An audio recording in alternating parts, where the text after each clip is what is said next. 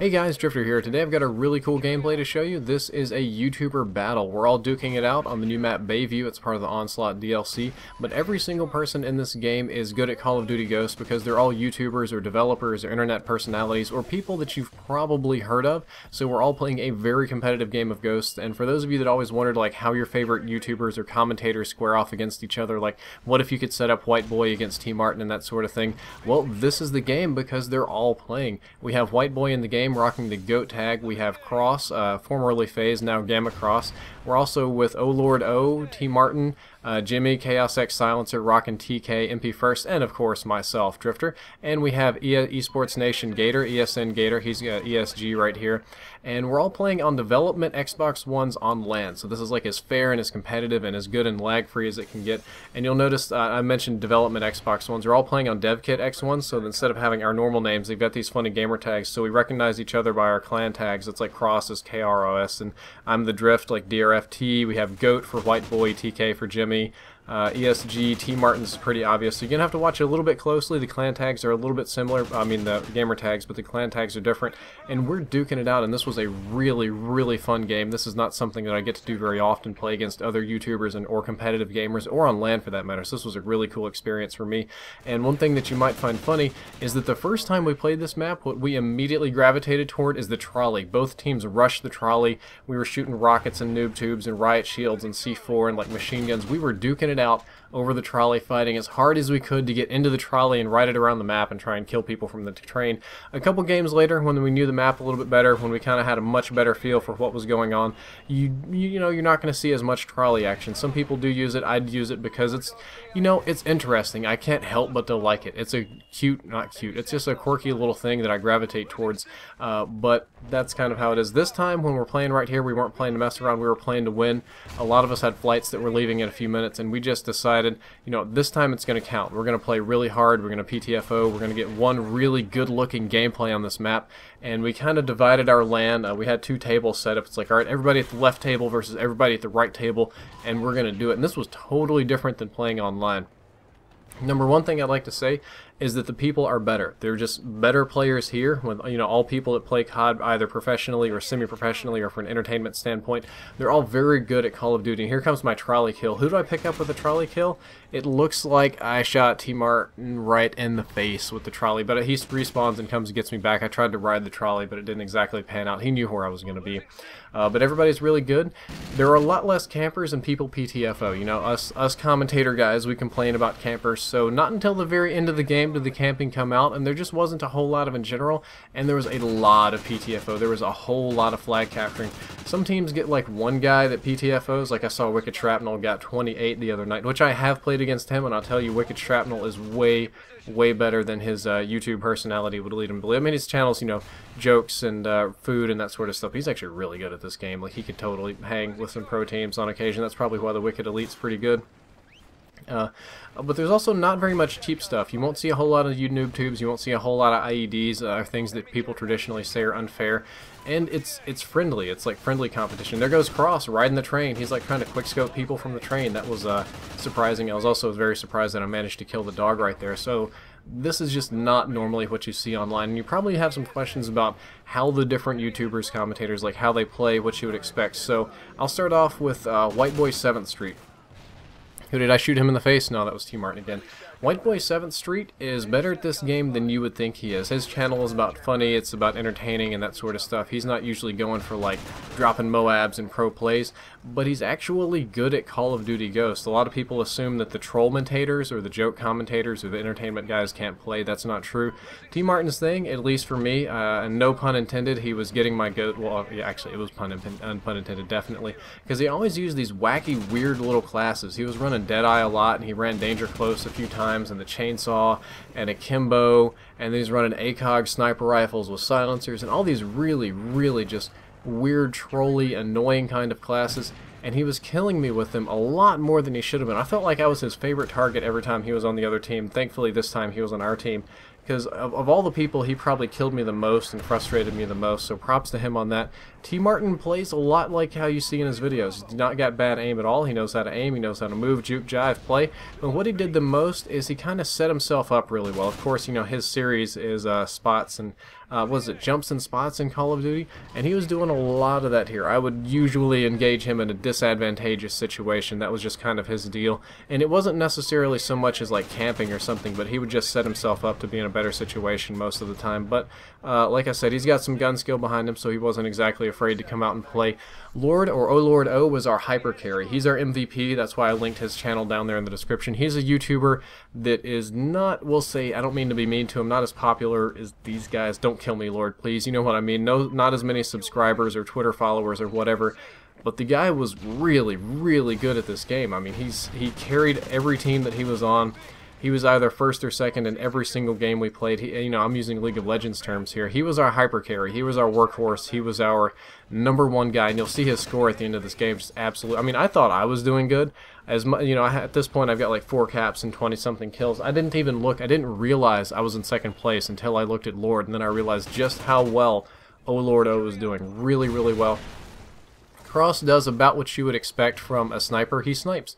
Now, I think he actually used an assault rifle a bit in this game because it was, you know, we wanted to play well, and he knew that he couldn't necessarily snipe. Of course, Kross snipes very, very well, but sniping isn't a guaranteed win strategy. So a lot of the games we played together, he would lose or come near the bottom or the middle of the pack. And then about once every 4 or 5 games, Kross would just go ape and just go on a quick scoping frenzy and destroy everybody. Like, once he could kind of get on a roll and get set up and get the spawn somewhat predictable so he wasn't getting shot in the back, he was really difficult to deal with. He actually sniped a bit in this one. He liked to control the trolley area, and there's like a middle sniping path that I don't like to go down, that I avoid it. So if you run in the longer areas, you'll kind of run into him. Jimmy, or Chaos X Silencer, was... how would I say, I couldn't get a good feel for him because he was just changing up what he did all the time. So sometimes Jimmy would play like a complete like noob, like camping or like throwing C4s or goofy guns or something like that. And then at another time he would swap over and decide to represent TK, like not only that he owned the pro team, but like he was on the pro team, and I'd see like these elite MLG strategies and sort of like really hard gameplay, and then he was like, you know, that's boring, I'm gonna go back to spamming people with the DMR or something like that. So he was pretty spastic. He was usually one or the other on what was going on. But I gotta tell you, LAN feels really different than online, which maybe is what made this so fun. So there's very, very little lag on LAN. A lot of people would say that LAN has no lag. That's not entirely true. Any sort of network that you create, even if it's just an Ethernet cable from one box to the other, will have some small amount of lag, but it was very, very minimal. We're talking like 5-10 milliseconds tops, maybe 15. It was very, very minimal lag, so there were almost no incongruencies between games, which was really cool. But we're so used to playing in an online environment where there is lag and there is ping and significant ping and differences. The thing where you kind of shoot people a lot and then walk away and it's like, okay, they're gonna die. That doesn't happen. That got me killed a few times, especially my first couple games. I'd put my couple of shots in people and expect, like online, that it would load the shots later and I would just walk away and they would kind of die as I was walking away.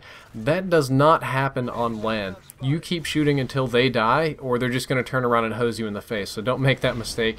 And because of this, it was a very, very fair feeling to it. Like, I didn't feel that it got cheated out of kills. I didn't feel that the lag comp got me or whatever. I felt like I lost and I died because I lost my gunfights, because I was in a bad position, or because I couldn't aim, because it was actually my fault, which wasn't quite as frustrating. And another cool thing about LAN is that you can see the faces of the people you kill. Like, when I kill somebody, I look in their gamer tag and it would say like buzzkill or something. I could look over and I could see that face of disappointment. Or when somebody lost a gunfight, they thought they were going to win because I could aim better. I could hear them just scream like, what? Like across the room. It was really, really cool. Also feels faster in general. I don't know what the deal is with the ping and the frame rates and the data transfer, but it feels a little bit less sluggish than online. But then again, that might have been my adrenaline and like the game we're playing and the people we're playing against and all that sort of stuff. Which leads me to my next point. I had a whole lot of fun playing Call of Duty Ghosts at the multiplayer reveal. Like at the multiplayer reveal, when we just had like a couple maps and it was all on LAN. That was an amazing, fun experience. And then when the game came out for public and I was playing online, like the final build, it just wasn't as much fun. I felt like I'd been shortchanged. I was like, where was this amazing game that I played in August? What happened to it? What are with these bad spawns? What's going on? Why do I not like this? I'm dying a lot. It's frustrating. And I think that maybe it's the LAN or maybe it's the players. Maybe I have a whole lot of fun playing on LAN because, you know, no lag and the game just is in a better state on LAN. Or maybe I only have fun playing against other YouTubers because they play a certain way and we're all going for gameplays and doing really fun over-the-top stuff. Or maybe it's just both, like that combination of no lag and all people that I know and will play a certain way and aren't going to just be sitting behind a riot shield chunking C4s at me very much. We did that a little bit just for funsies, but not in this game. Maybe that makes the game better. Maybe there just needs to be like a dedicated server for YouTubers to connect to and play each other in honorable jousting matches, I would say, in a knight's term. But I don't know, that was just kind of my feeling. And I actually have not played these new maps. I have them downloaded, but I haven't played them very much. I've been mostly looking for Easter eggs in the fog map, and there's a few Easter eggs in this map, but I'll show you later. A few other questions. A lot of people ask me, well, how does Tina play? She mostly played knives only. I don't know what her deal was. I don't know if her goal was like to die a lot and make sure that we got good kills and kill streaks, or if her goal was to troll us, because, you know, throwing knives can be kind of trolly, but she didn't hit very many, and then she had this competition with Trevor or Tmartn to see how many, you know, throwing knives she could get and that sort of thing. But most of my experience with her was her rushing me. So one of the character models in the game is actually her. They modeled off of her, so of course she plays as her own, you know, modeled character in the game. And she's coming at me with knives, so all I do is I look and I see Tina, the model, coming at me throwing knives, and I'm able to dodge the knives and shoot her in the face, in the game, mind you, and then look over a few feet to my right and watch the, oh well, and like come back to try again to try to knife me again. So that's kind of how it went. And a few questions about how this map is played. This map is best played if you stick to the interior, but do watch out for the elevated positions. I think that was, yeah, that was one of Swords up there. There are elevated positions that you can get up to look across the map and to look down. Like this is one you can kind of see who's running across or engage somebody on the other side. And there are elevated towers in the middle for which you can do that. But I generally like staying in the close clustered areas in the middle. I felt like this was a submachine gun map, like the Vector and the MTAR kind of, you know, hybrid submachine guns, or the faster firing assault rifles like the FAD or ARX. It definitely wasn't a long range map. Just maybe not for me. There are two long-range pathways, but I generally avoided them because I don't like being sniped by Kross or shot. The trolley is really fun. You can kill people on the trolley. You can surprise them. You can, you know, troll them with the troll trolley and hose them. Not the best of tactics. It's not going to work all the time, or even very much of the time, but it will be very fun when it does work. And I would tell you to ride the trolley a little bit, but if you're playing to win, stick to the inside of the maps and rush really, really, really hard. Silence will probably be better when you're not on LAN. That's it for the commentary. I hope you enjoyed it. Here's the final score, and as I told you, Lord is just an absolute beast. Look at that score up there. That is a hyper carry if I've ever seen one. Drift0r out.